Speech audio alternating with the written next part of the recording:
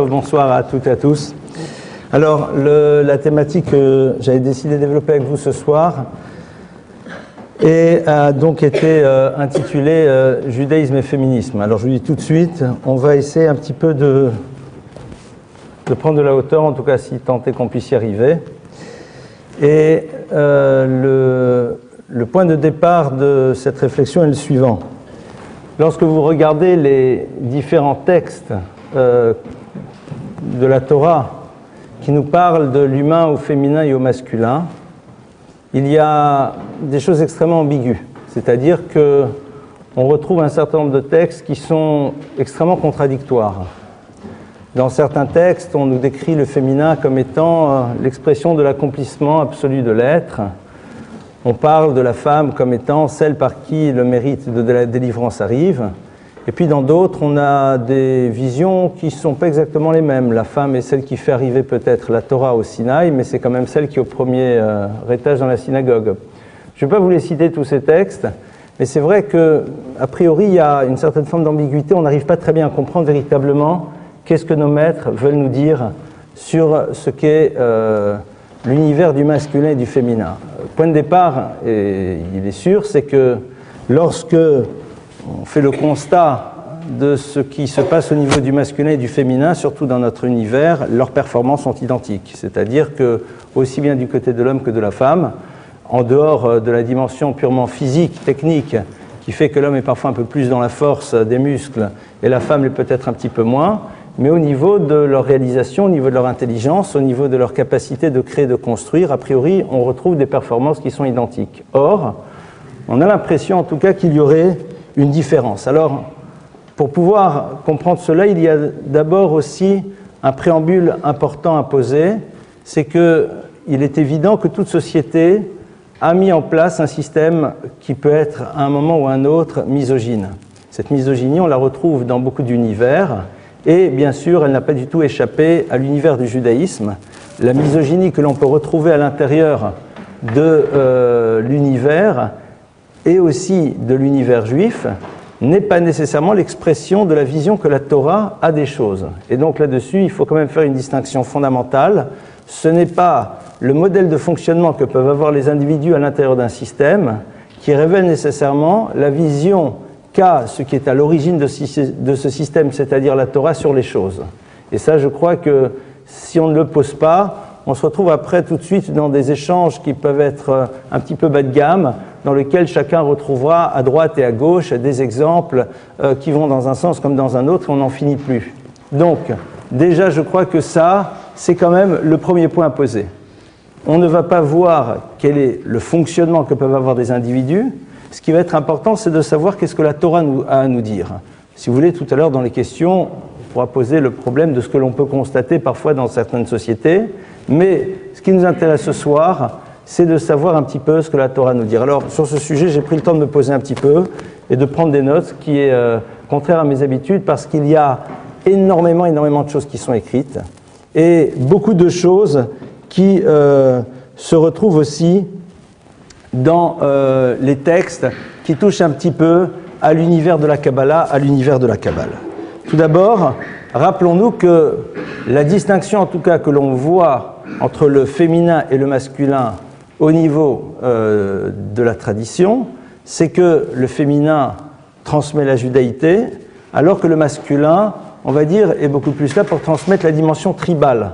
Traduction, en effet, on sait qu'il y a dans le peuple d'Israël ce que l'on appelle les prêtres, c'est-à-dire ceux qui avaient la responsabilité au temple de Jérusalem d'effectuer le service.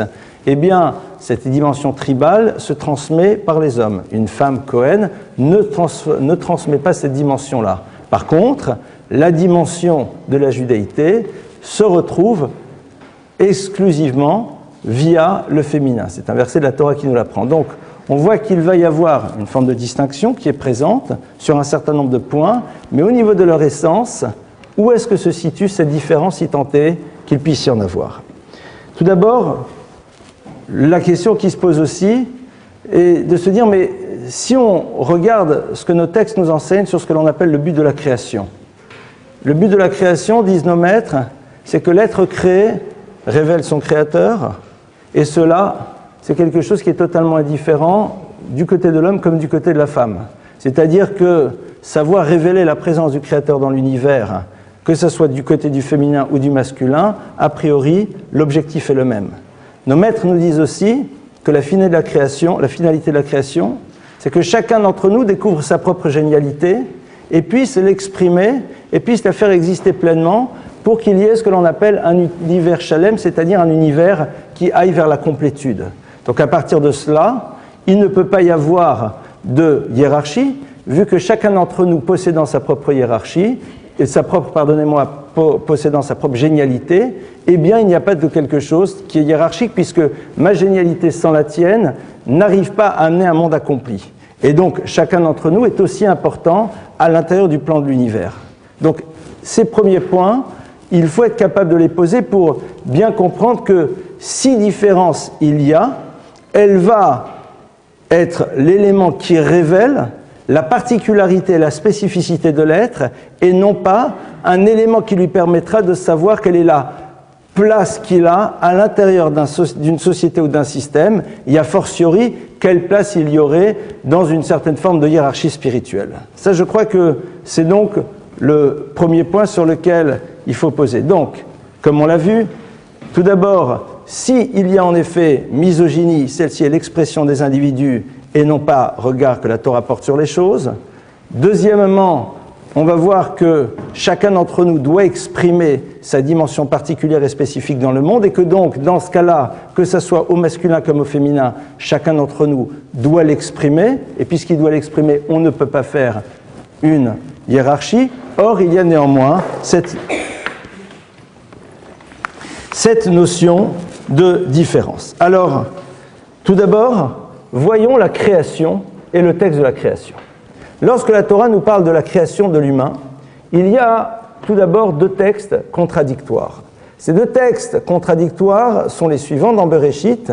Le premier va nous dire que Dieu a créé Adam, ce que l'on traduit imparfaitement par l'homme, mais que je vais traduire par l'humain, Zachar ou Nekeva baraotam. Zachar, masculin, ou Nekeva et féminin, baraotam, il va les créer. Donc, on a ici, dans le premier texte de la création, l'émergence de quelque chose que l'on appelle Adam, qui est Zachar ou Nekeva, et à la fois masculin et en même temps féminin. Et puis derrière, qu'est-ce que l'on va voir arriver?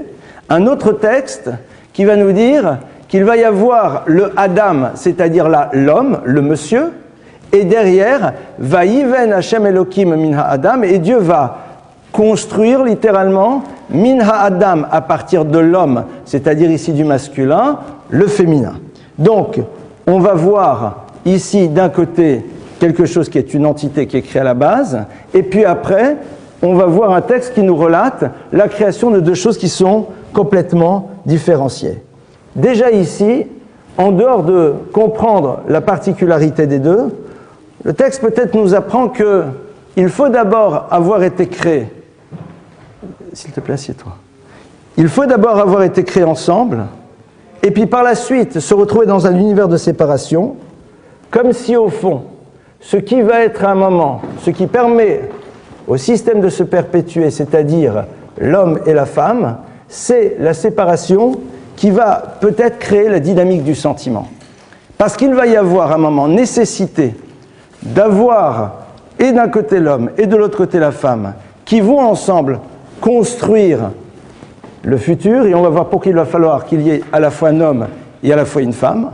La Torah nous dit, à la base, il y a unité. Cette unité va devoir à un moment se séparer parce que le principe de l'unité par absolu, c'est le concept du divin.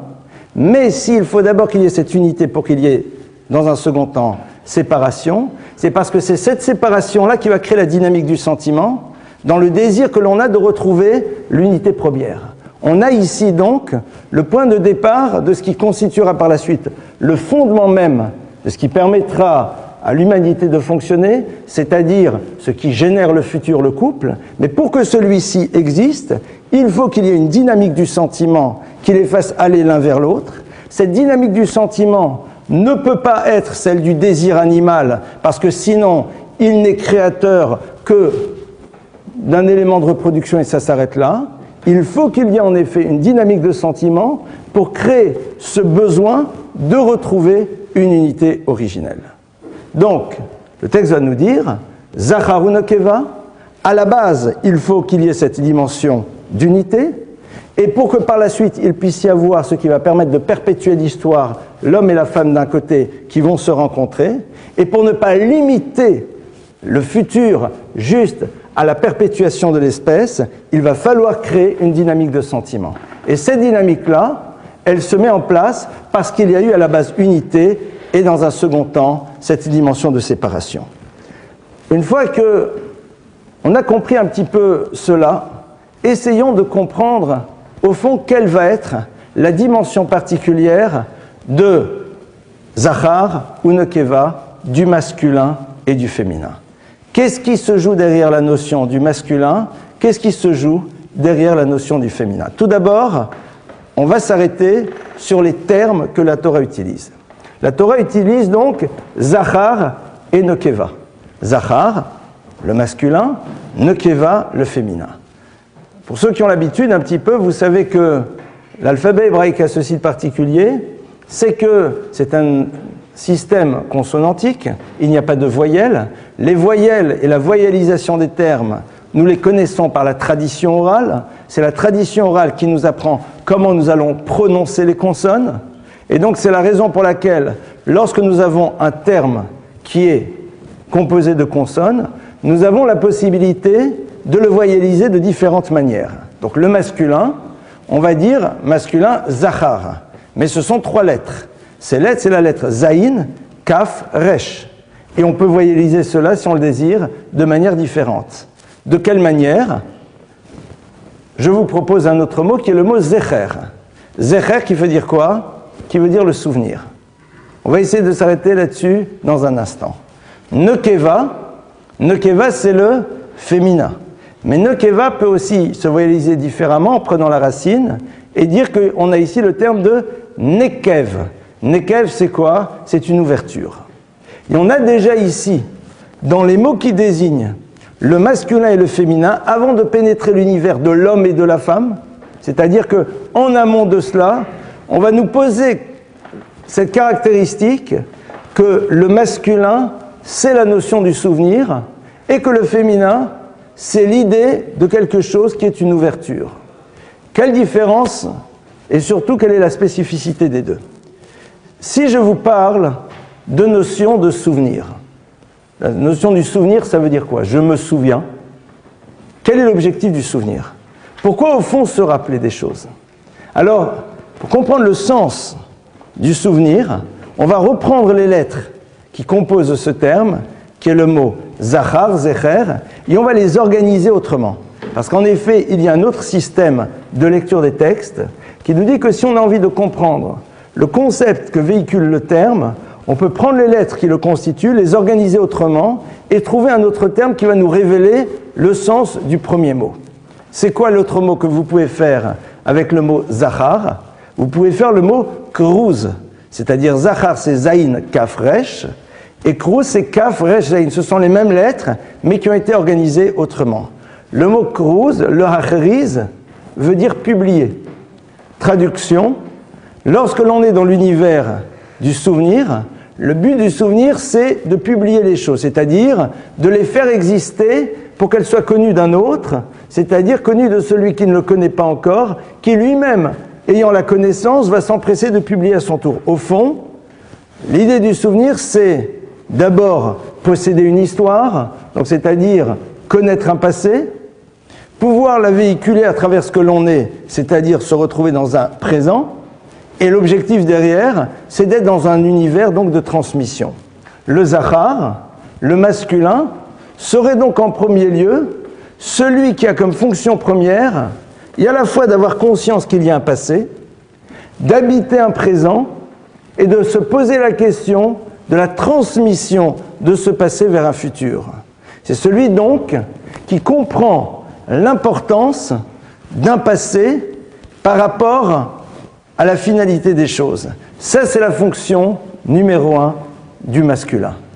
La fonction du masculin, parce qu'il n'amène pas la vie, il va devoir donner à la vie sa dimension signifiante.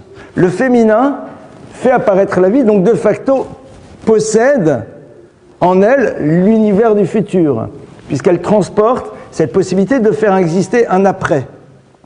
L'homme doit s'inscrire face au féminin dans le même principe, mais de manière différente. Comment? En véhiculant le souvenir, c'est-à-dire en ayant cette responsabilité de transmettre, qui, elle, au niveau du féminin, j'ai presque envie de dire, est consubstantielle à ce que le féminin est. Le féminin, dans son essence, est transmission. Et le masculin a la responsabilité de faire en telle sorte que cette transmission passe à travers, entre autres, le verbe, alors que la femme va la faire émerger à travers son être en tant que tel. Nokeva, ça c'est au niveau donc du masculin. Nokeva, et on va arriver tout à l'heure justement sur la problématique du féminisme et en quoi la Torah voit le féminisme comme étant une forme d'aberration, parce que tout simplement elle va à l'encontre même du projet de la femme. La femme, elle, Nokeva vient de la racine Nekev. Nekev, c'est quoi? C'est une ouverture. C'est quoi l'idée de l'ouverture? Lorsque l'on parle d'ouverture, on parle de construction de monde des possibles. Lorsque l'on est dans un univers fermé, lorsqu'on est dans un univers dans lequel les choses sont limitées, l'individu peut être dans une forme de mouvement qui lui donne l'illusion d'être dans une réalisation, mais il n'est qu'à l'intérieur d'un cadre.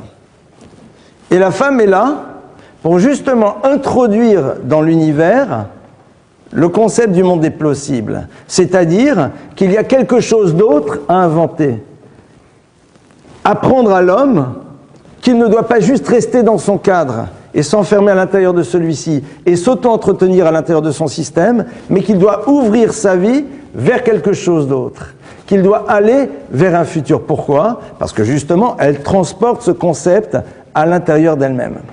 Traduction, lorsque l'on a la confrontation du Zachar et de la Nokeva, nous avons en premier lieu la Nokeva, c'est-à-dire le féminin qui rappelle qu'il y a cette nécessité de s'ouvrir à, qui elle-même transporte l'idée du futur et qui va donc renvoyer l'homme à la nécessité de s'inscrire dans un futur à travers le principe de la transmission.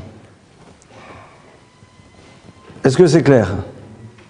D'accord? C'est-à-dire que le point de départ, au fond, c'est Nokeva. Le point de départ, c'est la dimension de la femme. C'est-à-dire qu'elle transporte cette idée que le monde n'est pas une finalité en tant que telle, qu'il s'ouvre vers quelque chose d'autre, alors qu'on pourrait très bien le voir comme étant sa propre finalité, parce qu'il est suffisamment vaste pour qu'on puisse y rester et s'y auto-entretenir. Elle ouvre l'individu vers quelque chose qui va au-delà de cet univers fermé dans lequel nous sommes, c'est-à-dire vers l'univers de la spiritualité, vers l'univers de l'infini. Elle est ça dans son essence.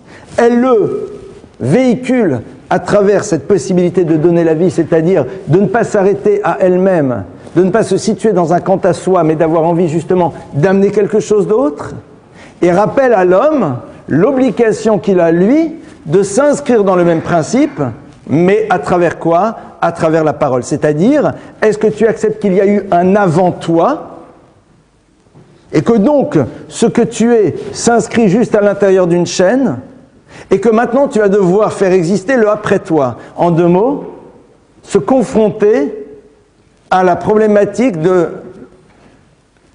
ce que j'appellerais la dimension égocentrée de l'homme. L'homme qui a cette tendance à être justement égocentré parce qu'il se voit exister dans ce qu'il est maintenant. Et au fond, il fait de l'instant T et de sa propre existence sa propre finalité. Et à la limite, ne veut avoir un futur que pour pouvoir se sentir mieux dans son présent. C'est-à-dire que l'enfant n'étant là que comme étant un élément qui fait qu'il se sent mieux, lui, dans ce présent, parce que l'enfant est au service de son bien-être. Alors qu'en vérité, il n'est là que pour véhiculer une transmission. Mais pour véhiculer cette transmission, il faut que d'abord tu acceptes qu'il y a eu un avant, c'est-à-dire que tu te plonges vers ton passé, que tu vois qu'est-ce que ton passé t'a apporté, t'a donné, qu'est-ce que tu as à en prendre, comment tu le fais exister maintenant, et dans un troisième temps, comment tu vas le faire aboutir vers l'autre. Alors que la femme, quelque part, en étant déjà, elle est transmission. Donc ça, c'est déjà juste dans ces premiers mots qui définissent le masculin et le féminin. Zachar ou nekeva baraotam, et c'est d'ailleurs au passage ce qui nous fait comprendre pourquoi le féminin s'est retrouvé à la fin de la création. Pourquoi? Parce que les maîtres du Zohar nous expliquent et nous disent que la création, au fond, c'est une succession d'étapes. Nous commençons d'abord, si vous regardez le récit de la création, dans l'univers du minéral, c'est-à-dire de quelque chose qui est. Dans un second temps, nous sommes déjà dans l'univers du vivant mouvement, mais qui n'a aucune forme d'autonomie, c'est le végétal. Le végétal transporte à l'intérieur de lui cette possibilité d'un futur, mais quelque part ne peut pas agir sur lui. D'ailleurs, vous le voyez parfaitement, les graines, eh bien, sont dépendantes du vent. Elles sont dépendantes des oiseaux, elles sont dépendantes de ce que vous voulez. Elles ne peuvent pas elles-mêmes faire ce travail d'amener une autre plante. Elles sont là, et puis à un moment, elles sont projetées un petit peu à droite et à gauche, et puis par la suite, il va y avoir ce renouvellement. Donc on est dans on rentre dans l'idée d'un futur sur lequel on n'a pas de maîtrise. Après, arrive l'animal. L'animal fait émerger ce futur à travers le fait qu'il y ait un mouvement. Derrière arrive l'homme. L'homme qui donc s'inscrit non pas dans un futur de reproduction, mais dans un futur de projet. Et celle qui va permettre à ce projet d'arriver à sa finalité, c'est la dernière qui arrive, c'est-à-dire donc la femme. Et disent nos maîtres, la femme, parce qu'elle est créée en dernier, est la plus proche de la finalité même du projet de l'histoire de l'humanité. Essayons de voir comment cela se met en place de manière concrète. Alors, on est maintenant ici dans des textes qui, comme je vous l'ai dit, prennent leurs racines dans les enseignements de la Kabbalah. On va expliquer un tout petit peu pourquoi.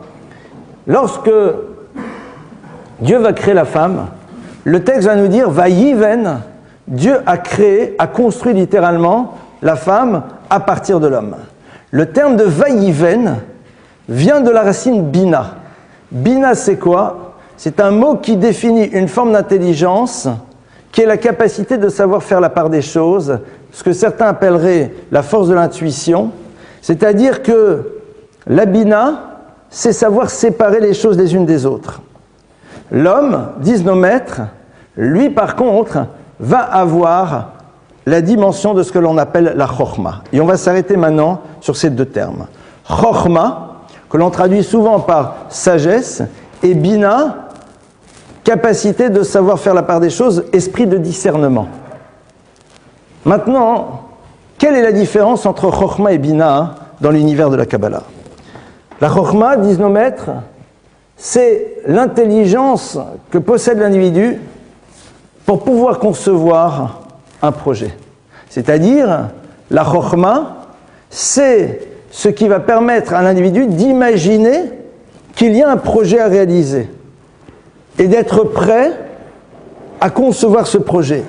La bina, c'est ce que certains appelleraient l'intelligence appliquée, c'est-à-dire la capacité par la suite de savoir faire aboutir les choses dans le monde du concret. Et donc lorsque le texte de la Torah nous parle de la création maintenant de Ish ve'isha, c'est-à-dire de l'homme et de la femme, il nous parle de la femme comme étant celle qui possède cette bina, c'est-à-dire cette capacité d'être dans ce qu'on appelle une intelligence appliquée, c'est-à-dire de savoir traduire dans le monde du concret cette chokhma, c'est-à-dire cet autre type d'intelligence qui est celle qui a pu concevoir le projet. Et donc on comprend parfaitement que la chokhma de l'homme n'a pas sa raison d'être si la bina de la femme n'est pas là. C'est-à-dire l'univers de la conception, être prêt à concevoir quelque chose, si on n'est pas capable d'avoir l'intelligence pour le mettre dans le domaine de l'application, eh bien, ça reste là et c'est complètement stérile. Je dirais que l'homme, il a donc cette dynamique de l'impulsion, d'accord? Il est capable d'être dans l'impulsion d'une chose et le féminin va être dans l'univers de l'accomplissement. Mais si on revient à ce qu'on vient de voir, on a donc d'abord Nekeva qui ouvre cette idée qu'il y a en effet à créer quelque chose qui va au-delà de l'instant, qui va introduire cela chez le masculin. C'est-à-dire qu'en premier lieu, c'est le concept qu'il faut d'abord introduire dans sa vie. Et une fois que ce concept fait partie du masculin et du féminin, à ce moment-là, l'homme va concevoir le projet. Est-ce que vous comprenez comment est-ce que ça se situe? Il y a d'abord cette idée qu'il y a lieu de créer quelque chose qui rentre dans une dynamique de futur. Ça, c'est le féminin qui l'introduit. C'est-à-dire que cette notion-là, elle est présente dans l'univers, c'est presque, au fond, la raison d'être même de l'individu. L'homme va donc réussir à découvrir cela à travers le féminin. Il va maintenant devoir le traduire à sa manière, comment? À travers un système de transmission, Zachar, Koruz, transmettre. Et donc pour cela, il va disposer de cette Chokhma, c'est-à-dire il va disposer de cette possibilité d'imaginer un projet. Et la femme va retrouver à ce moment-là une nouvelle place. Elle était à l'origine de cette idée qu'il faut créer quelque chose qui s'inscrit dans le futur. Et puis une fois maintenant que l'homme le comprend, l'intègre et décide maintenant d'être dans cette dynamique de l'impulsion, c'est-à-dire il décide d'être celui qui conçoit le projet, alors maintenant la femme réapparaît à nouveau. Elle est là, et elle va le dire maintenant comment est-ce qu'on va traduire ce projet dans le monde du réel. Donc vous voyez que la femme démarre, elle introduit le concept chez l'homme. Une fois que ce concept est intégré, l'homme va devoir le traduire maintenant de manière concrète, donc en imaginant le projet.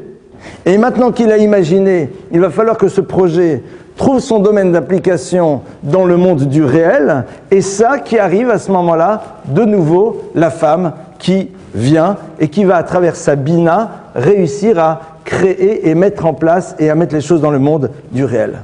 Au passage, on retrouve cette idée à l'intérieur même des mots qui vont parler maintenant non plus du masculin et du féminin, mais de l'homme et de la femme. L'homme, c'est quoi? C'est Ish, et la femme, c'est Isha. Et vous constaterez que les deux ont la même racine, qui sont deux lettres, Aleph et Shin. Aleph, Shin, qui toutes seules veulent dire Esh, c'est-à-dire le feu. Pour que l'homme ne soit pas à l'image du feu, c'est-à-dire de quelque chose qui brûle, qui détruit, et la femme ne le soit pas aussi, il faut que chacun trouve sa dimension particulière. Traduit différemment, la Torah dit, nous avons ici deux êtres vivants qui peuvent littéralement brûler leur existence, c'est-à-dire faire en telle sorte que tous les éléments qui ont été mis à leur disposition n'arrivent pas à leur accomplissement, s'ils oublient chacun d'intégrer dans ce qu'ils sont leur spécificité.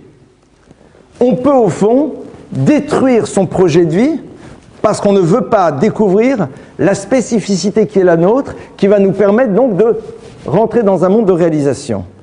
L'homme, c'est avec le Yud. Le Yud, justement, dans l'enseignement de la Kabbalah, symbolise la Chokhma, c'est-à-dire donc cette force de l'impulsion. Et le He, dans l'univers de la Kabbalah, va justement définir cet univers de la Bina. Donc on voit que les lettres qui donnent leur spécificité au masculin et au féminin, qui à la base sont vues de manière égale parce qu'étant somme de potentiel, eh bien vont être là pour les renseigner sur leur spécificité et sur la nécessité qu'ils ont d'en avoir conscience pour pouvoir la suite agir dans le monde dans lequel ils se trouvent. Au passage, il est intéressant de constater que les deux lettres, le Yud de l'homme et le He de la femme, ensemble fournissent le Yud et le He qui est un des noms de Dieu. Mais si vous allez un tout petit peu plus loin, vous savez que le Yud, c'est une lettre qui s'écrit avec trois lettres. Yud, Ye-Oud, d'accord? Ye-Oud. Yud, ça fait 10. Vav, ça fait 6. Dalet, ça fait 4. Nous sommes donc à 20. Et le He s'écrit He Aleph, 5 et 1, qui fait 6. C'est-à-dire que même au niveau de l'écriture des deux lettres, quand on les écrit en toutes lettres, elles ont une valeur numérique qui est la valeur numérique du 26, c'est-à-dire donc du nom de Dieu dans sa dimension la plus complète qui soit. Donc si on a envie de s'inscrire dans un monde dans lequel la présence divine est au centre de l'existence, on va se poser la question de la spécificité qui est la nôtre. Si on n'est pas intéressé à faire pénétrer dans notre vie cette dimension divine, c'est-à-dire l'idée du projet, on enlève le yud, on enlève le hé, et on se contente juste de brûler notre vie. Et quand je dis brûler notre vie, ça ne veut pas dire nécessairement la faire disparaître, mais l'empêcher au fond de réaliser ce qu'elle devait être. Lorsque l'on brûle une chose, au moment où vous brûlez quelque chose, il se passe des choses. Il se passe des choses, il y a du feu, il y a de la chaleur, il y a de l'ambiance, on peut faire plein de choses. Mais quelque part, l'élément qui permettait un devenir n'est plus là. Et les choses s'arrêtent. Donc on va voir que lorsque l'on pose cette réflexion sur la particularité du masculin et du féminin, la Torah est en train de nous apprendre quelque chose d'autre. Elle nous dit attention, cette particularité-là, tu vas la découvrir, et tu vas la découvrir si tu te poses la question du projet même pour lequel tu es là. Si tu ne te poses pas la question du projet, alors en effet, tu vas vouloir rester dans quelque chose qui est à l'identique, c'est-à-dire en effet, comme on l'a vu au début du cours, l'homme et la femme disposent toutes les deux de potentiels de réalisation qui, somme toute, sont plus ou moins identiques, on dispose des mêmes principes de compétences, on dispose des mêmes capacités de réaliser certaines choses, mais la spécificité de ton histoire, tu ne la crées pas, tu te contentes juste d'être un humain qui aurait pu être au féminin, qui se trouve être au masculin, qui est au masculin et qui pourrait être au féminin ou dans l'autre sens. Et donc là, on a la dimension du hesh, c'est-à-dire de quelque chose qui disparaît. Donc il va être fondamental de découvrir ce que va être donc cette particularité. Donc on l'a vu, premièrement, l'homme étant yosem, c'est-à-dire celui qui imagine le projet, qui fait en telle sorte qu'il y ait une idée de création, et la femme qui va faire en telle sorte que cette volonté de créer, c'est-à-dire cette volonté de mettre en place quelque chose qui va dans un futur, puisse trouver son domaine de réalisation. Une fois qu'on a posé ça, je suis d'accord que ce soir on va rester un petit peu dans des concepts. Ça fait pas de mal de temps à autre. Pour pouvoir un petit peu par la suite y réfléchir, on va essayer de voir quand même un tout petit peu comment ça se traduit dans le monde du réel. Et je pense qu'il est quand même important à un moment, comme je l'ai dit au début, d'essayer de voir un petit peu plus haut et de ne pas juste nous retrouver dans le problème de l'homme et de la femme, dans leur quotidien, comment ça se gère et tout. Allons un peu plus loin et essayons de voir ce que toujours les maîtres de la Kabbalah nous expliquent par rapport à ce que l'on appelle le but de la création. Il y a, disent-ils, deux dimensions à l'intérieur de la création et de son but. Le premier, c'est celui que l'on appellerait le koach haratzon, c'est-à-dire le développement de la spiritualité qui est à l'intérieur de la matière. On va expliquer dans un instant.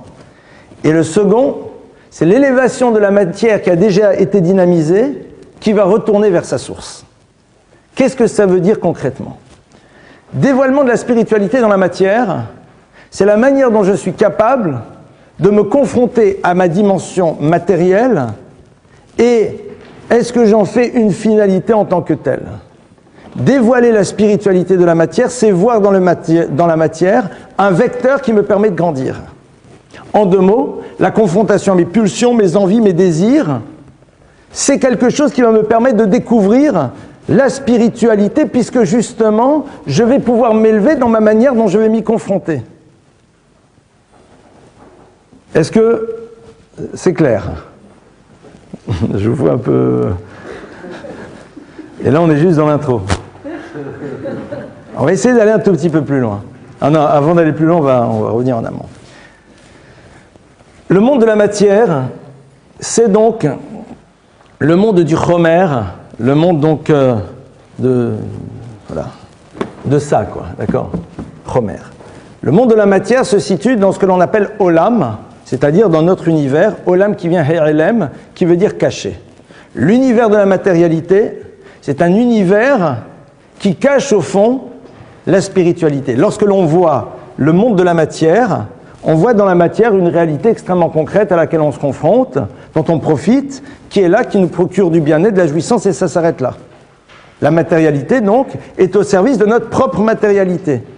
Le monde de la matière me permet, en tant qu'individu, moi-même, d'être dans une forme de bien-être, dans mes consommations en tout genre. Révéler la spiritualité qui est dans la matière, c'est voir dans celle-ci un vecteur qui va me permettre de grandir. Comment cela? Dans la manière dont je m'y confronte. Ça va être à travers, au passage, tous les commandements positifs de la Torah. La Torah va me dire quelque chose qui est du domaine du matériau, si tu lui donnes un sens, il va t'élever. Un exemple très simple. Une pièce d'argent, c'est quelque chose qui est de la matière. C'est de la matière à l'état brut, d'accord? Maintenant, si je m'en sers pour créer chez l'autre un supplément de bonheur, si je m'en sers pour que l'autre ait ce dont il a besoin, alors ce morceau de matière est vecteur d'une dimension spirituelle, parce qu'il est porteur d'un sens. De la même manière, lorsque par exemple un homme va mettre les téphilines, on va comprendre pourquoi les femmes n'ont pas l'obligation. Elles peuvent, mais elles n'ont pas l'obligation. Va mettre des téphilines, il va prendre quelque chose qui est de la peau d'un animal, il va prendre un parchemin, il va prendre de l'encre, c'est-à-dire il va y avoir quelque chose d'extrêmement concret, mais en l'organisant comme Dieu lui a demandé, eh bien cette dimension qui était un matériau inanimé va être le support qui lui permettra, lui, d'atteindre une perception plus fine de la présence de Dieu dans son existence. Et donc, il y a, disent nos maîtres, à l'intérieur du monde de la matière, des éléments qui permettent à l'individu de s'élever. Et comment est-ce qu'ils vont lui permettre de s'élever? Lorsqu'il est à l'écoute de ce que Dieu lui demande dans l'utilisation de ceci.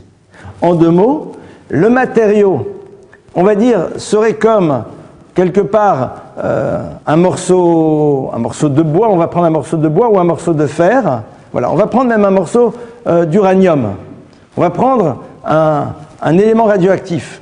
Il est là, nous, quand on le prend en main, on voit là-dedans quoi? Quelque chose qui va nous permettre par exemple de créer. On va créer quelque chose, un objet. Mais en vérité, il y a à l'intérieur de ça quelque chose d'autre. Ce quelque chose d'autre, eh bien, nous devons faire en telle sorte que cela émerge.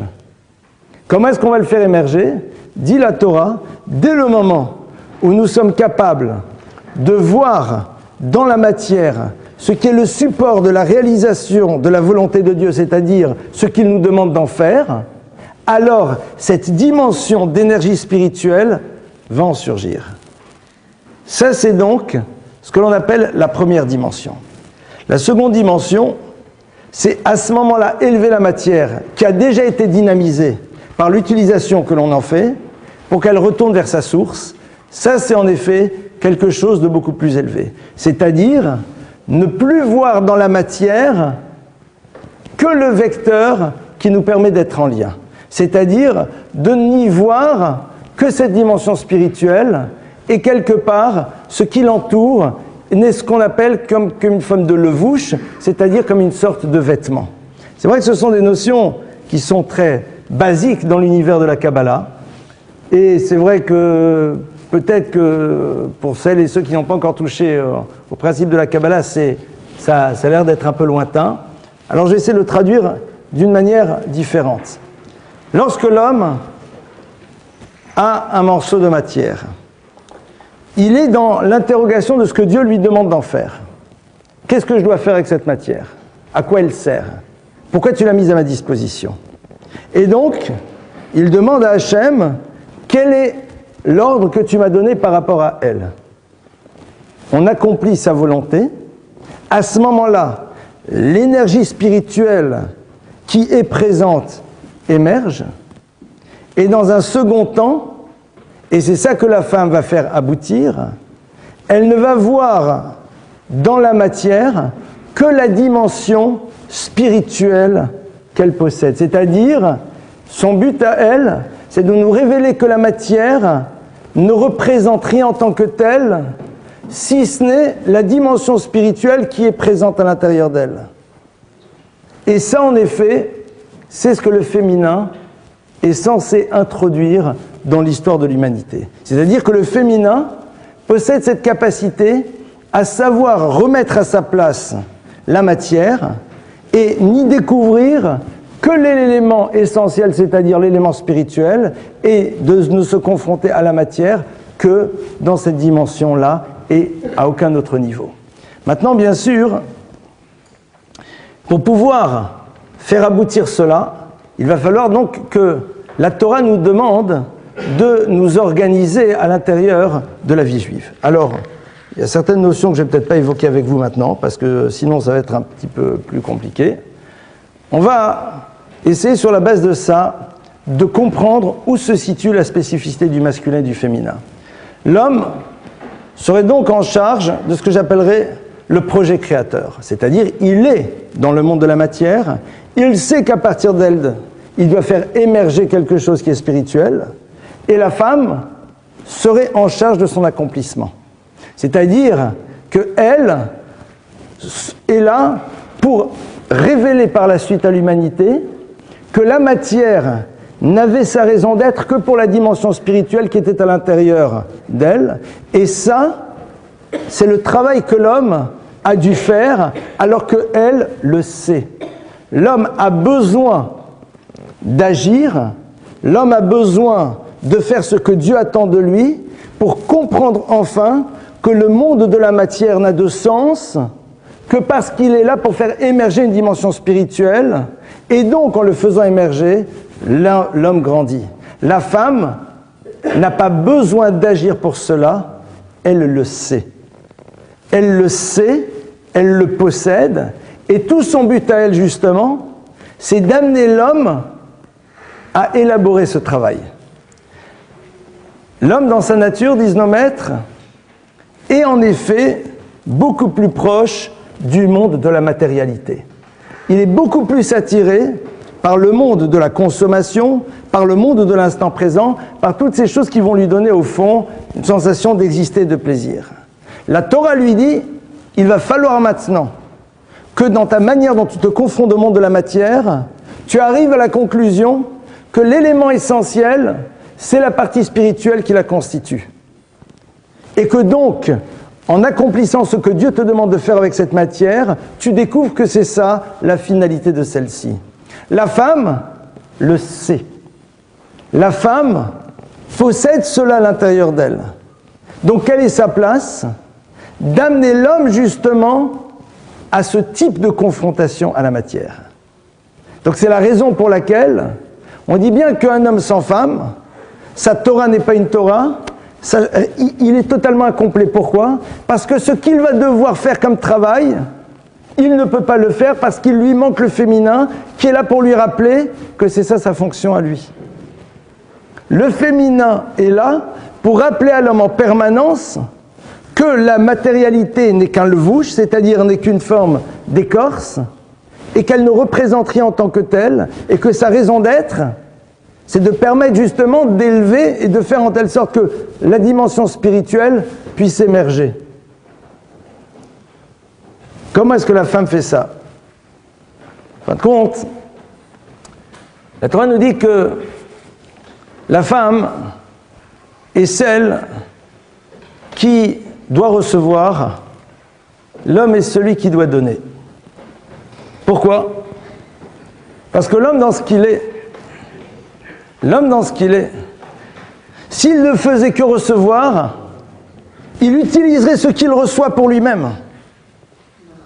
Parce que justement, pour lui recevoir, c'est recevoir pour l'instant. Alors que la femme, quand elle reçoit pour aller plus loin. La femme, quand elle reçoit pour aller plus loin. Parce que pour elle, elle sait très bien que ce qu'elle a, ce n'est pas ça ce qui se joue, c'est avant tout ce qui doit en émerger.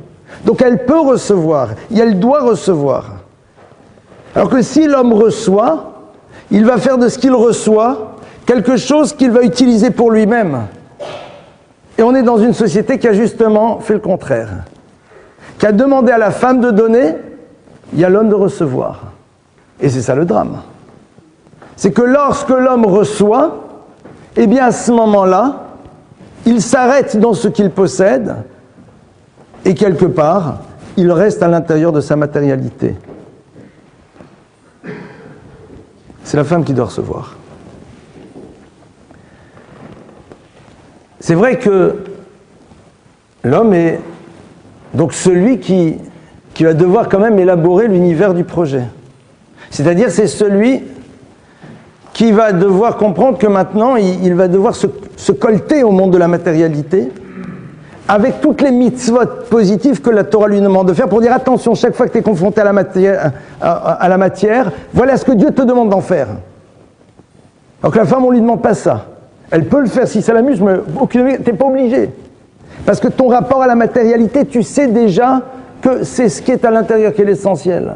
Par contre, l'homme ne le sait pas, entre guillemets, il a besoin d'être soumis à la volonté d'Hachem en permanence dans ce qu'il doit faire avec la matière pour justement ne pas tomber dans le piège de celle-ci.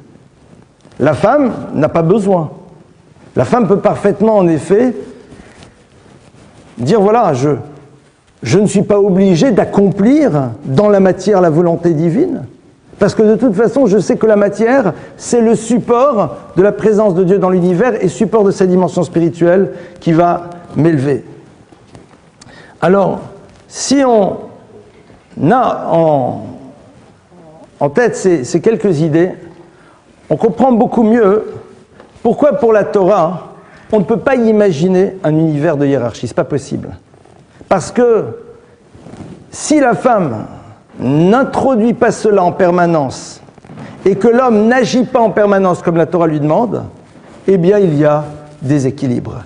C'est d'ailleurs la raison pour laquelle la Torah nous appelle l'arrivée du féminin comme étant Ezer Unet Konegdo contre lui. C'est-à-dire la femme qui renvoie l'homme à cette obligation qu'il a de ne pas sombrer à l'intérieur de la matérialité dont il est dépositaire, parce qu'il est celui qui fait émerger le projet, il est celui qui dit, allez voilà, on va faire, on va agir, et la femme, elle est là, et elle amène les choses à sa finalité. Comment? En lui rappelant quelle est la raison même pour laquelle cette matière, il la possède. D'ailleurs, au passage, c'est pas pour rien que chaque fois que la Torah nous parle des femmes, elle nous parle de leur beauté. Pourquoi est-ce que la Torah a besoin de parler de la beauté des femmes? Pourquoi la beauté, ça? Pourquoi on ne parlerait pas de la beauté des hommes? L'homme peut être beau aussi. Pourquoi la Torah nous parle de la beauté des femmes? Parce que justement, l'homme, on parle de sa force. On parle souvent de la force et la femme de la beauté. La force, c'est justement l'univers dans lequel je dois créer. La force, c'est ce qui révèle ma possibilité de créer, d'agir sur la matière. La beauté, c'est la dimension de ce que j'appellerais la finition de l'être. C'est-à-dire que la femme est dans la finition et dans la finalité de l'être. Ça, c'est en effet cette beauté, alors que l'homme est justement dans cet univers dans lequel il doit créer. Et donc, chacun doit avoir conscience, en effet, de la spécificité qui est la sienne, et donc de se rappeler que je ne suis pas Esh au masculin et Esh au féminin, mais je suis Ish, et je ne suis pas une Isha. Et elle est Isha, et elle n'est pas Ish. C'est-à-dire que je possède ce Yud, et elle possède ce He. Et on ne peut pas à un moment les faire disparaître. Si on veut les faire disparaître, alors c'est l'idée même du projet de l'humanité qui disparaît. Je continue un petit peu, mais je vais m'arrêter, parce qu'il y a encore pas mal de choses, mais bon, on va se calmer un petit peu. Il y a encore beaucoup d'autres choses qui sont présentes à l'intérieur de ça, l'univers de la Malchut, etc. On ne va pas rentrer là-dedans. J'ai intitulé ce cours Torah et féminisme. Pourquoi? Pourquoi est-ce que j'ai voulu? Parce que la question est de savoir à quoi sert le féminisme.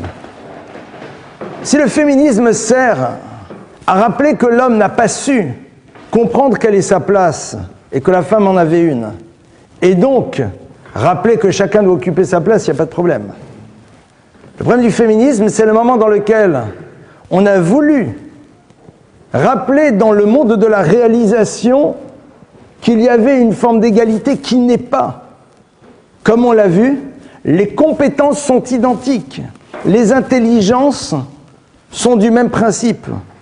Mais il y a après quelque chose de particulier au masculin et au féminin qu'on ne peut à un moment mélanger. Alors bien sûr, une femme peut avoir aussi cette dimension de chokhma qui est présente.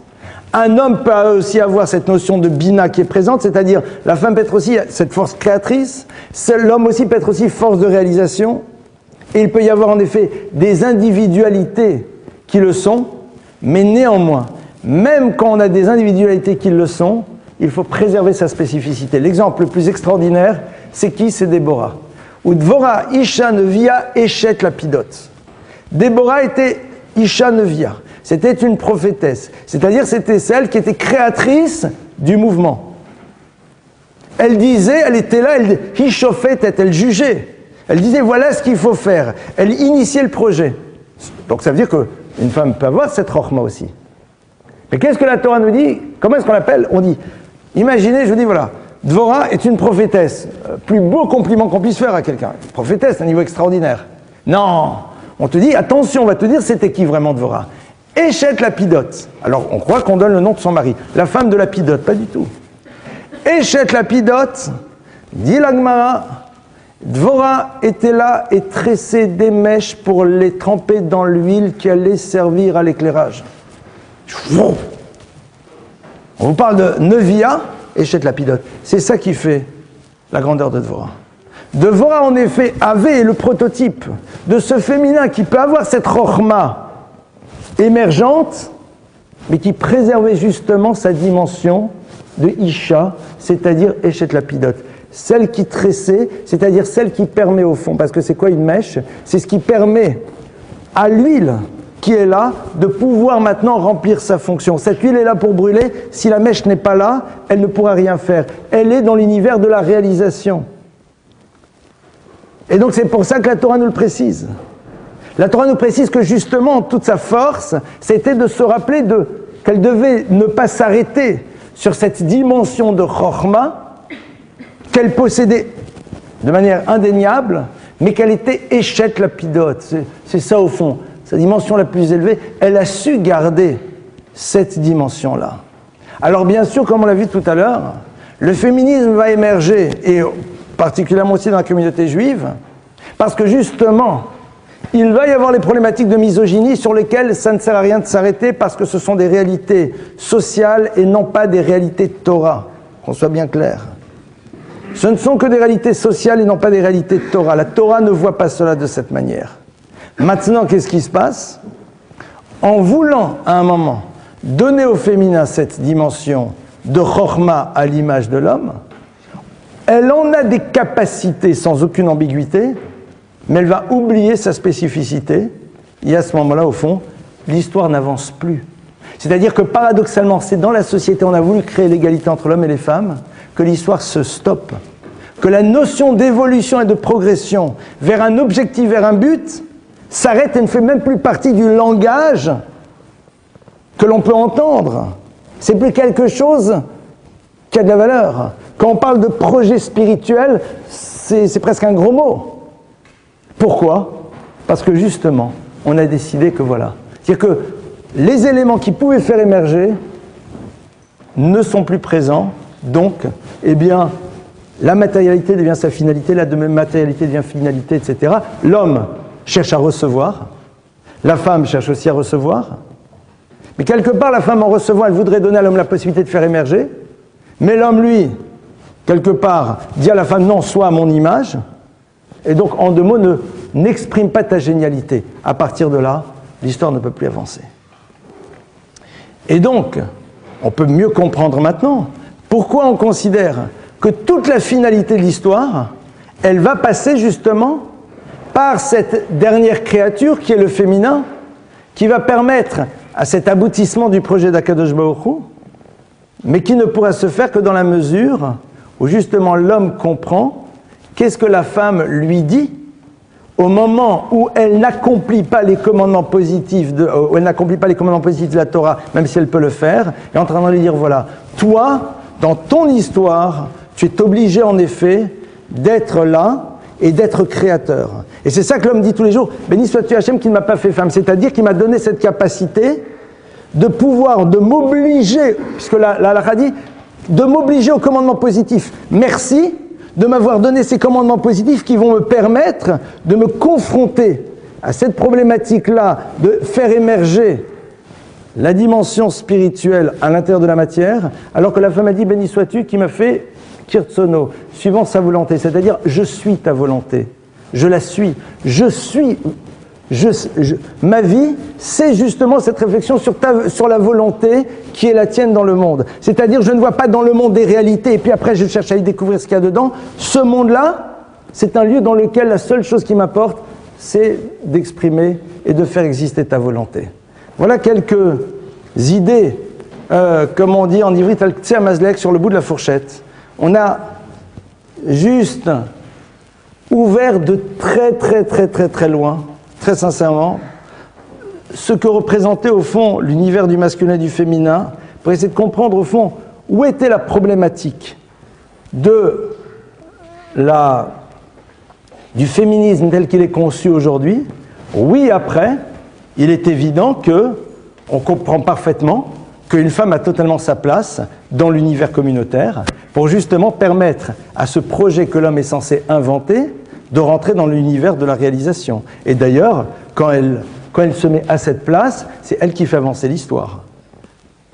C'est elle qui l'a fait parce que justement, si l'homme est capable d'imaginer ce que doivent être les choses, c'est la femme qui va réussir à dire « next, maintenant comment est-ce qu'on rentre dans le domaine du concret, dans le domaine de la réalisation qui va faire aboutir les choses aussi dans l'univers très prosaïque du quotidien ». Voilà quelques idées que je voulais partager avec vous. Si vous voulez, on va se prendre un petit quart d'heure pour vos questions. Allez-y. Alors, pour celles et ceux qui viennent pour la première fois, vous avez assisté ce soir à un cours légèrement différent que d'habitude. Généralement, on ne se balade pas un petit peu dans ce genre de sphère, mais de temps en temps, ça ne fait pas de mal d'ouvrir un petit peu de nouvelles portes. Oui. Sans parler de fonctionnement individuel ou de communauté, est-ce qu'il y a des textes de la Torah qui stipulent ou qui stipulent pas que la femme peut ou ne pas être ou ne pas être rabbin? Rabbin, c'est une invention, ça n'existe pas. Rabbin, c'est une invention. C'est-à-dire, c'est vrai, l'histoire du rabbinat, c'est une invention. Moi, je ne suis pas rabbin. Le rabbin, c'est... une femme peut être enseignante, une femme peut transmettre, une femme peut avoir énormément de connaissances et les faire partager. Donc, à partir de là, si on considère que le rabbin, c'est celui qui a une fonction de transmission, une femme peut transmettre. Et des femmes qui aujourd'hui transmettent, j'en ai plein à mes côtés, que ce soit du côté de celle qui est la plus proche, et que ce soit du côté de mes sœurs, que ce soit qui transmettent et transmettent et transmettent. Donc là-dessus, si la fonction du rabbin c'est de transmettre, une femme peut transmettre sans aucun problème. Si elle veut discourir, elle peut discourir. Bien sûr, si elle est très jeune, très mignonne et très sympathique, c'est sûr et certain qu'on va se demander pourquoi le public vient. C'est un deuxième problème. Non mais pardonnez-moi, les Chachamim m'ont posé ce problème de savoir qu'est-ce qui se joue derrière aussi parfois notre désir de transmettre pour l'homme comme la femme. Clairement. Donc on va voir ici le problème des limites du voyeurisme de celui qui écoute. D'accord? Et ça, c'est une question qui est posée, qui est très pragmatique, qui nous remet face à nos réalités. Mais en dehors de ça, pas de problème. Hein. Oui.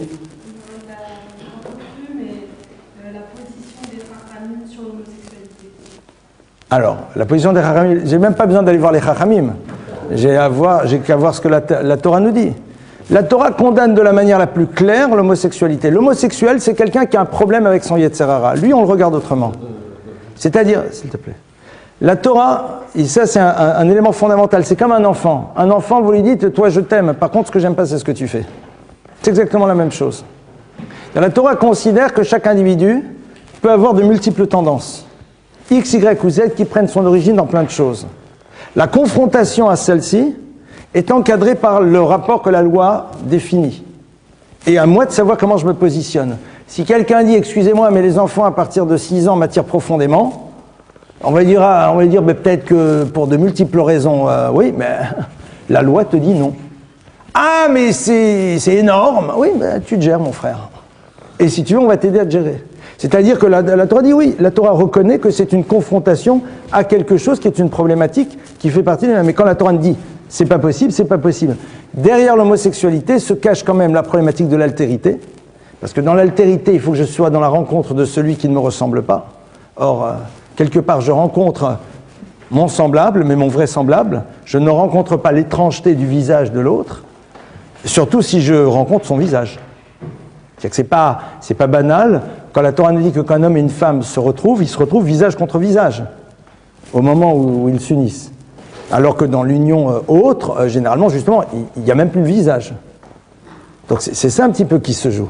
C'est pas, vous savez, il faut un moment, les Chachamim, ils nous aident à réfléchir sur ce qui se joue. Donc, ce qui est fondamental, c'est de savoir faire la distinction entre l'individu qui est confronté à la problématique de sa pulsion qui peut être homosexuelle ou ce que vous voulez, et de l'homosexualité en tant que telle. D'accord? C'est là où la distinction elle doit être posée. Oui.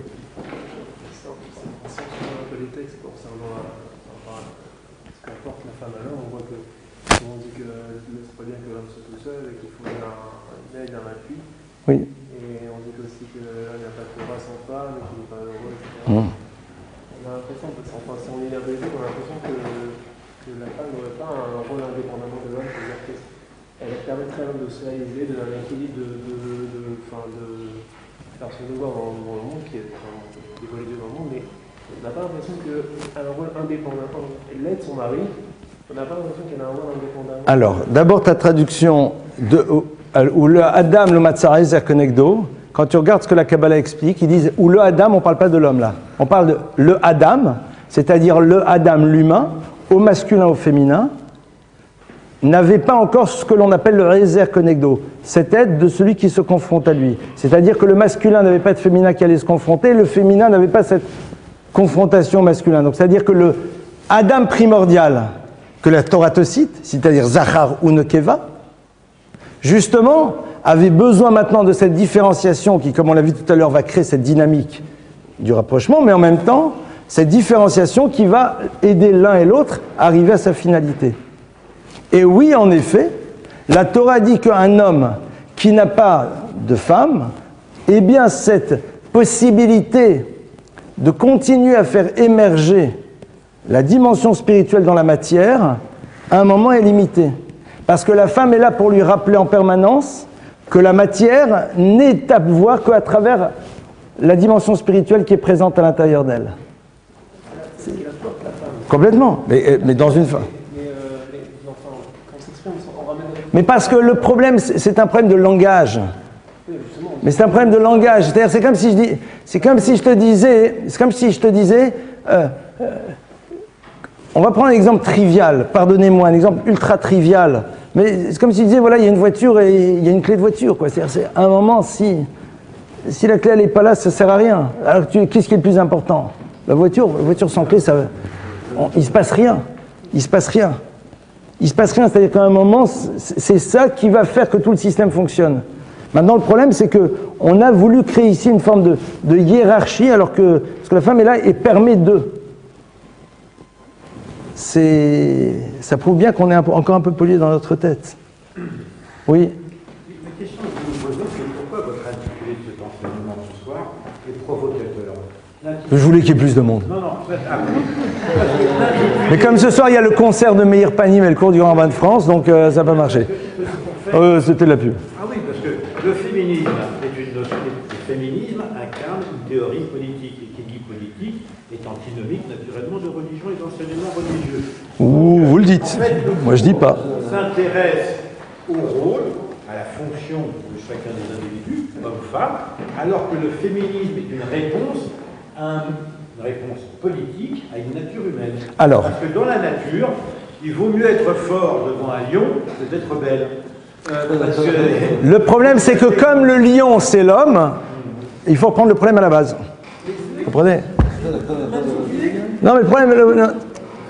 Si vous avez écouté le cours jusqu'au bout, vous avez compris pourquoi je l'ai intitulé Torah et féminisme. Parce que j'ai voulu montrer en quoi le féminisme était quelque chose qui mettait en péril même l'univers du féminin. Voilà. Oui. 1, 2, 3, oui. Attendez.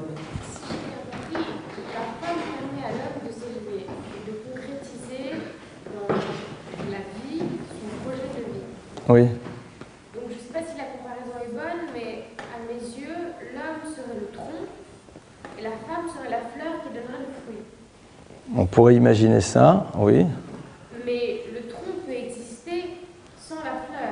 Alors est-ce que la fleur peut exister sans le fruit? Mais le tronc n'a pas sa raison d'être s'il n'y a pas de fleur. Mais l'homme peut quand même... Mais le tronc n'a pas... Mais la Torah te dit que non. Mais la Torah te dit que non. C'est-à-dire la Torah dit... Sinon c'est quoi? C'est un animal. C'est-à-dire c'est quelque part...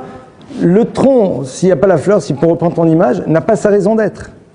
C'est pour ça que la Torah dit un homme sans épouse, il n'a pas sa raison d'être. Mais est-ce que la femme peut exister sans l'homme? Bien sûr qu'elle peut exister sans l'homme. Concrètement, oui. Et l'homme?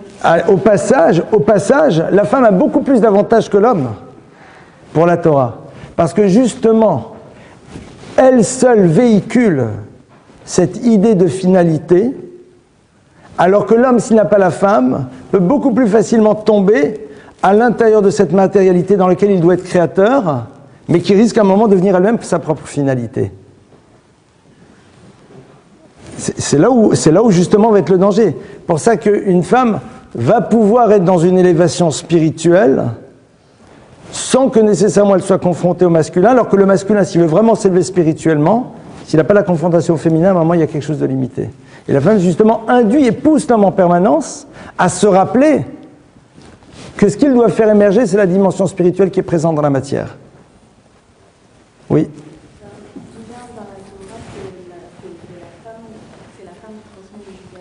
Alors, c'est un pasouk. Il y a marqué dans le pasouk qui citera Achicha ben Imecha. Lorsque te détournera ton frère, le fils de ta mère. C'est un pasouk, je ne vais pas vous faire maintenant l'exégèse du pasouk. À un moment, la Torah nous parle lorsque quelqu'un te détournera du droit chemin. Et la Torah nous parle de ton frère, le fils de ta mère. Pourquoi est-ce qu'on nous précise le fils de ta mère? Pour bien montrer que ton vrai frère, le seul qui peut, c'est le fils de ta mère. C'est celui-là que l'on appelle véritablement ton frère. Oui. Ah, les femmes peuvent parfaitement étudier tout. Une femme a la liberté d'étudier tout ce qu'elle veut. Elle n'en a pas besoin, mais elle peut. Une femme a la liberté de se confronter à tous les textes, quels qu'ils soient. Au passage, elle perdra du temps. Et pourquoi est-ce qu'elle perdra du temps? Parce que justement, elle n'a pas besoin de la confrontation à cette étude pour pouvoir nourrir la dimension spirituelle qui fait partie d'elle-même. Parce que l'étude, c'est quoi? C'est le lieu dans lequel je fais en telle sorte que ce cerveau, qui est un univers de matérialité, fasse émerger quelque chose de spirituel. C'est pour ça que l'étude que les femmes n'ont pas l'habitude de faire, mais qu'elles peuvent faire, c'est de savoir comment est-ce qu'on se confronte à la halakha, c'est-à-dire comment est-ce qu'on fait avec le loulav, la souka, les trucs ultra concrets. La halakha, c'est la Gemara que la femme n'a pas l'habitude d'étudier, c'est la Gemara qui te dit, voilà, qu'est-ce que tu fais de la réalité de la matière? Qu'est-ce que tu fais dans une problématique de conflit qui touche de l'argent, dans un problème de dommage? Qu'est-ce que tu fais dans le problème de la prière, des tefilines, de toutes ces choses-là qui sont ultra matérielles? Comment tu fais? Et cette étude-là donc renvoie l'homme au fait que voilà, cet univers de la concrétude, il faut faire émerger quelque chose de la dimension spirituelle qui est à l'intérieur. Alors que la femme, par contre, elle attaque directement l'étude qui n'est que spiritualité. C'est intéressant. Elle va pas chercher une étude qui va lui permettre d'extraire la dimension spirituelle qui est présente dans la matière, parce qu'elle attaque directement la dimension de la spiritualité. Si elle veut le faire, Mazal Tov, mais elle n'en a pas besoin.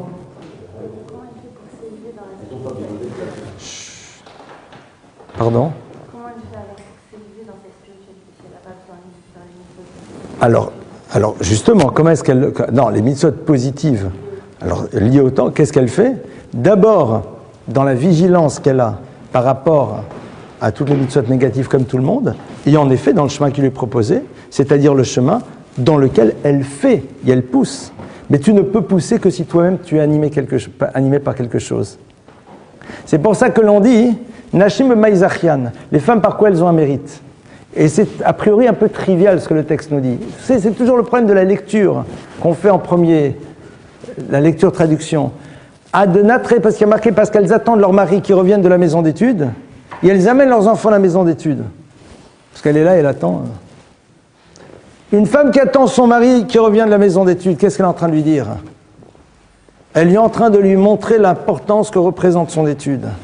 Donc elle est en train de le pousser à s'investir en lui révélant la valeur et l'importance de la chose. Et ça, c'est ce qui est son élévation spirituelle de manière concrète. De la même manière, en amenant l'enfant à la maison, c'est-à-dire en lui permettant de comprendre. Maintenant, bien sûr, la femme doit étudier, c'est évident, sans aucune ambiguïté. D'abord, elle doit étudier toutes les halachot qui la concernent, et il y en a plein. et pas que les lois des femmes, toutes les lois du Shabbat, il y a plein de choses. Et puis aussi, l'univers du Chumash. Vous savez que si une femme, aujourd'hui une femme dit « Ouais, non, on n'a pas accès à l'étude », bon, les femmes ont accès à l'étude. Et deuxièmement, une femme dit « J'ai envie d'étudier, je vais lui proposer tout ce qu'une femme peut étudier. » Elle peut tout, mais ce qui va être, généralement, ce qu'elle va lui proposer en premier, rendez-vous dans 10 ans. Mais dans 10 ans, 10 fois 365 jours. C'est-à-dire, tu vas voir la somme immense auquel les femmes ont accès. Et qui est surtout, justement, quelque chose qui est du domaine du spirituel. Beaucoup plus, c'est l'univers de la pensée. Les femmes, dans les yeshivot pour filles, elles étudient beaucoup plus tout ce qui a trait aux concepts fondamentaux de la spiritualité, etc., etc. Elles sont en plein là-dedans. Et justement parce qu'elles y accèdent directement. Elles n'ont pas besoin de la halakha pour se rappeler que voilà, ça c'est juste un support. Elles le savent. La femme, elle a cette bina, elle a cette intuition, elle le ressent, elle le sait. Et le drame, c'est quand justement on l'a bloqué, on l'a coupé de ça. Alors à ce moment-là, malheureusement, elle voit ça comme étant une finalité. Et c'est ça la catastrophe. Oui.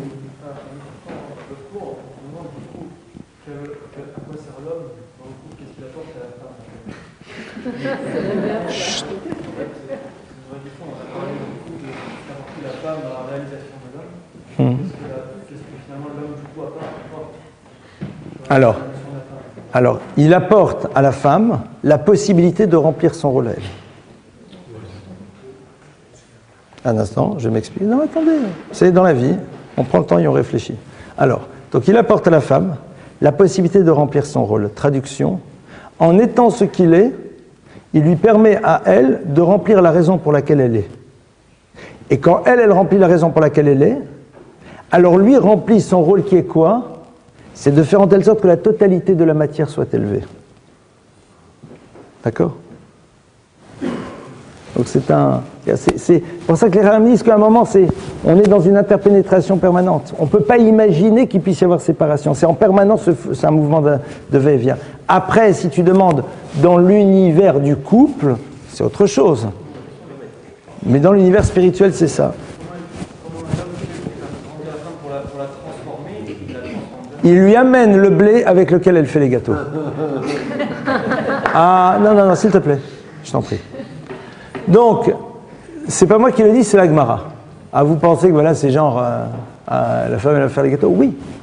La femme, un instant. La femme va faire les gâteaux. C'est-à-dire, elle donne du sens à ce que l'homme a investi dans le monde de la matière. Et elle lui montre en quoi on peut l'élever. Que c'est pas juste de la farine qui va ingurgiter, mais qu'on peut faire quelque chose de totalement nouveau sur la base de cela. Elle lui montre l'autre dimension qui est présente dans ce matériau, mais que lui-même a la responsabilité d'amener. D'accord ? Oui. Oui, alors dans votre discours, vous donnez une certaine importance à la femme. Il y a l'homme aussi. Hein. L'homme aussi. Hein. Non, c'est pas une importance, je vous rappelle ce que vous êtes. Mais par contre, parce que dans la Torah, quand même, ce sont les hommes qui ont un certain pouvoir. Même un pouvoir. Ah oui, bien sûr. Sans aucun doute. Et dans certains éléments, et notamment, je pense par exemple au problème du divorce religieux. On va y revenir, j'attendais qu'on y arrive, oui. C'est la femme qui reçoit, etc. Alors que votre discours est complètement... Ah mais pas du tout. Je suis complètement dans cette idée que l'homme a le pouvoir. C'est évident que c'est l'homme qui doit avoir le pouvoir. Et c'est normal puisque c'est lui qui met en place les choses. Mais le pouvoir crée surtout une notion de devoir. J'ai presque envie de dire que la Torah a donné à la femme du temps libre. La femme lui a dit, mais c'est pas à toi. On est dans un monde dans lequel le pouvoir vous donne la possibilité d'aller dans les lignes de bus. Et pour la Torah, non. Avoir le pouvoir, ça te crée que des devoirs. Donc le pouvoir, l'homme a ce pouvoir de décider, mais justement, ça lui crée que des devoirs. Maintenant, donc après, comme vous parlez, l'univers, en effet, après on rentre dans un autre univers. Quand vous parlez de l'univers du mariage, c'est évident que c'est à l'homme de libérer la femme du cadre dans lequel elle a décidé de rentrer un jour. Maintenant, ah ben oui. Ah non, c'est la Torah qui dit que c'est comme ça que ça se passe. La Torah vous dit, alors on revient toujours sur les grands classiques, vous savez, mais c'est pas grave. On revient sur les grands classiques. J'ai donné une conférence d'1 heure là-dessus récemment, donc je vais vous la faire en concentré. La Torah, elle vous dit quelque chose de très simple. Un univers de couple, c'est un univers dans lequel l'homme a des obligations. La femme, en recevant la bague, elle dit « Je veux bien rentrer dans le cadre que tu me proposes ». Il y a ce moment-là, dans l'acte ouvrant, on ne parle que d'obligation de l'homme. On n'en voit pas beaucoup au niveau de la femme, au passage. 1. Après, la Torah dit, dans la mesure où il doit y avoir séparation, on est dans un acte juridique dans lequel, en effet, la dimension de Baalout, et j'ai utilisé un terme qui va vous faire hurler, mais c'est pas grave, de propriété que l'homme a vis-à-vis de la femme, il s'en écarte. Qui dit propriété dit responsabilité. Si vous voyez tout ce que dit attention, fais attention, comment tu lui parles. La Gemara dit qu'il n'y a rien de pire qu'Onadvarim. Onadvarim, c'est quoi? C'est faire perler une larme au bout des cils. On dit à l'homme, si tu fais ça, t'es très mal. Parce que tu as la responsabilité de faire attention que ça ne se passe pas comme ça. D'accord? Donc, le problème, c'est qu'on prend toujours la Torah en dehors de la cohérence. De sa cohérence. On dit, comment c'est honteux qu'il y a des hommes qui font n'importe quoi? Mais bien sûr, ils ne regardent pas ce que la Torah dit. S'ils suivent ce que la Torah dit du début jusqu'à la fin, il n'y a pas de problème. Notre problème à nous, c'est la manière dont on a éduqué les gens. Mais si la personne, elle dit, moi je suis la Torah, ben suis-la de A à Z. C'est quoi les règles? C'est quoi un divorce? C'est quoi un mariage? C'est quoi un couple? C'est quoi un investissement? C'est quoi une responsabilité? À partir de là, le problème, il est réglé. Hein. Le problème, c'est que la personne, elle dit, ah, non, moi je m'arrête juste ça. Mais le reste, ça ne m'intéresse pas. Ben oui. C'est là, on se retrouve dans les problèmes. C'est vrai. Sur le guet, il paraît qu'on ne peut plus facilement divorcer. Alors, je ne vous répondrai pas à votre question, parce qu'on rentrerait dans un débat, et très sincèrement, moi, il y a quelque chose qui m'a toujours fait... Cette opposition, par exemple. Pas du tout, pas du tout. Le guet, il y a toujours des gens qui se font des hommes qui se font payer pour donner le guet, il y a toujours des hommes qui manipulent, il y a toujours des hommes qui font des chantages au guet, je vous rassure, je les connais, on en a tous les jours des comme ça. Pas tous les jours, mais il y en a. Donc, pour ça, je vous rassure tout de suite. Maintenant, la halakha dispose d'un certain nombre d'armes, qui sont assez importantes, pour, en effet, régler le problème des maris qui sont des casse-pieds. C'est tout. Qu'est-ce qu'il faut faire? C'est sûr. Et que pensez-vous de la question de la polygamie qui se pratiquait à l'époque, avant? Ah bien sûr. Mais Rabbi Akiva va plus loin. Rabbi Akiva, il ne voulait pas être polygame. Rabbi Akiva, il disait, si je pouvais, j'aurais épousé toutes les femmes du clan d'Israël. Ça veut dire quoi? Rabbi Akiva, c'est le maître par excellence. Vous croyez qu'on est ici dans du bas étage? Ça va plus loin. Le Maharal nous explique une Gemara qui est très curieuse. Le Maharal nous dit que quand Moshe Rabbeinu il sortait dans le camp, les hommes, tous les hommes du peuple juif, ils disaient à leur femme, je veux pas que tu lui parles. Qu'est-ce qui se passe? Qu'est-ce qui se joue? Le Maharal nous explique et nous dit que Moshe, il est l'expression de l'homme, mais pas l'homme, de l'homme, du Ish, le plus accompli, qui peut être et qui n'est qu'exclusivement donneur.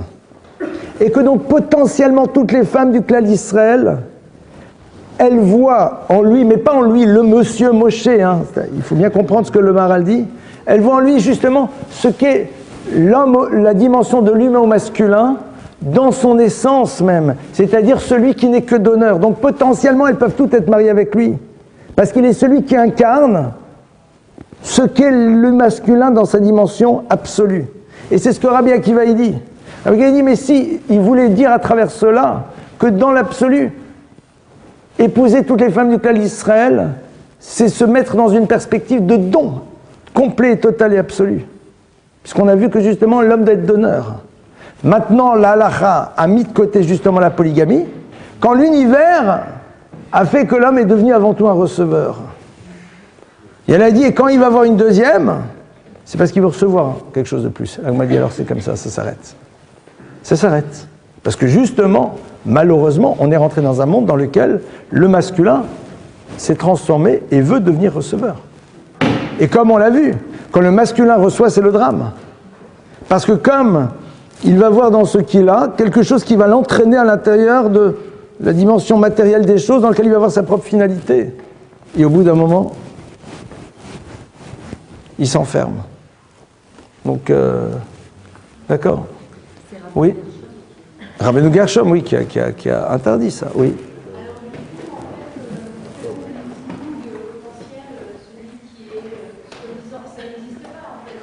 Une Ah, complètement. Complètement. C'est-à-dire dire que la personne, l'agma, dire que chacun a son âme sœur, c'est complètement faux et c'est complètement vrai. C'est complètement faux dans la mesure où on peut se marier avec n'importe qui. Et c'est une histoire extraordinaire. Il y a un jour comme ça, l'histoire elle est vraie, un élève un jour il est venu voir le Stapler qui était un grand maître, il lui a dit, moi ça fait la 45e fille que je rencontre, elle est où la mienne? Le Stapler il lui a dit, la tienne c'était la seconde. Alors le gars il était comme un fou, il avait plus ses carnets de rendez-vous. Et le Stapler a continué, il lui a dit, tu sais, si tu avais cherché celle à qui il faut donner, tu aurais trouvé. Le problème c'est quand on cherche de qui prendre, on ne trouve jamais. Ça veut dire quoi? Que à donner, on peut trouver quelqu'un qui donnait. Maintenant, Akadosh Baruch Hu a fait en telle sorte que dans le Zachar ou Nokeva qu'on a vu, à la base, c'est-à-dire cette dimension de masculin et de féminin, et comme on a vu cette séparation qui va recréer justement cette dynamique du rapprochement, et donc cette dynamique d'épanouissement, il va y avoir en effet, dans l'univers, un Zachar et une Nokeva, un Zachar et une Nokeva, qui chacun vont se séparer. Et toute l'histoire, c'est de retrouver son, c'est-à-dire cette dimension qui. Et quand on y arrive, alors là, on aboutit à la dimension de finalité. Attention, ça ne veut pas dire que si on n'a pas trouvé the, on n'y arrive pas. Mais il y aura encore d'autres étapes à franchir, ce qu'on appelle dans l'Amatikunim, dans le monde des réparations, dans le monde des réincarnations, c'est un autre système. Mais ce qui est sûr, c'est que la Nokeva, c'est-à-dire le féminin qui va être en face de moi, le masculin qui va être en face de toi, ça va être dès le moment où ils s'unissent, c'est-à-dire dès le moment où ils s'engagent dans une relation de responsabilité, à ce moment-là, ils vont faire émerger tous les deux quelque chose. C'est évident. Tov. Oui.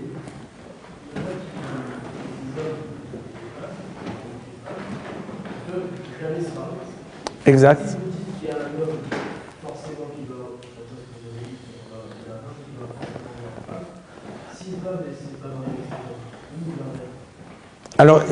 Alors d'abord, le coup de dire c'est cette personne et pas une autre, ça c'est se prendre pour Dieu. Donc déjà, non, juste je préfère, parce que ces personnes disent si c'est pas lui, c'est personne, parce que je suis sûr que c'est lui ou c'est elle. Non. Il y a deux réponses. La première, c'est qu'on peut passer à côté d'une histoire et décider de ne pas voir l'histoire. C'est comme passer devant le magasin dans lequel tu as la robe ou le pantalon ou le costume qui te va parfaitement et détourner le regard. Ça, c'est le libre arbitre. On a le choix de ne pas voir. On a le choix de ne pas voir. Et après, ça c'est déjà le premier axe. Et c'est vrai que Chazal nous explique si quelqu'un cherche à donner, il peut trouver. Le vrai problème que l'on a aujourd'hui, c'est qu'on ne cherche pas à donner, on cherche à prendre. On cherche à prendre. Et comme on cherche à prendre, regardez aujourd'hui, le critère c'est qu'est-ce que je veux pour moi. Quand quelqu'un cherche à prendre, il va rentrer dans une histoire de couple dans laquelle tous les jours il va se dire qu'est-ce que j'ai reçu. Alors que dans un couple, on doit juste se demander tous les jours mais qu'est-ce que j'ai donné aujourd'hui à l'autre.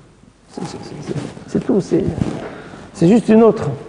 Après, il y a le problème de nos histoires, de nos bobos, de nos fantasmes, de nos angoisses, de nos peurs, de nos mères, de nos belles-mères. Après, il y a les réalités psychologiques qui font qu'on n'y arrive pas, ou qu'on voudrait, mais qu'on a la trouille. Et ça, c'est des problématiques psychologiques. On n'est plus dans l'univers du spirituel. Là, on est dans le problème de personnes qui fait comme les chevaux, quoi, faire un refus d'obstacle. Ça, c'est un deuxième problème. Tov. Très bien, je vous remercie. Je vous dis Shavua Tov.